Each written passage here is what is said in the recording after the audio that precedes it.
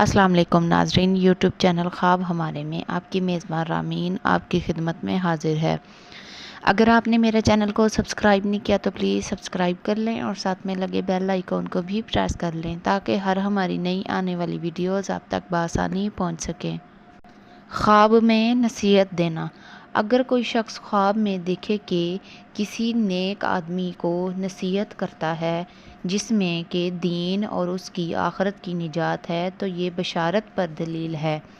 کہ اس میں دین اور دنیا کی خیر ہے، اور اگر اس کے خلاف دیکھے تو دین اور دنیا کی فساد و تباہی کی دلیل ہے۔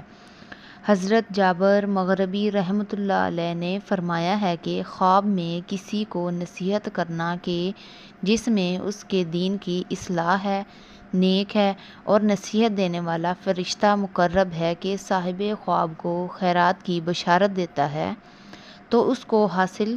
ہوگی تاکہ وہ شکریہ ادا کرے، اور ایسی نصیحت کہ جس سے دین کا فساد ہے ایسا شیطان ہوتا ہے اور وہ اس کو فساد اور تباہی کی خبر دیتا ہے۔ ایسے موقع پر تو توبہ اور خدا تعالیٰ کی طرف رجوع کرنا چاہیے تاکہ اس کی شر اور فساد سے خدا تعالیٰ کی حفاظت کرے اور عذاب حق تعالیٰ سے نجات ہو۔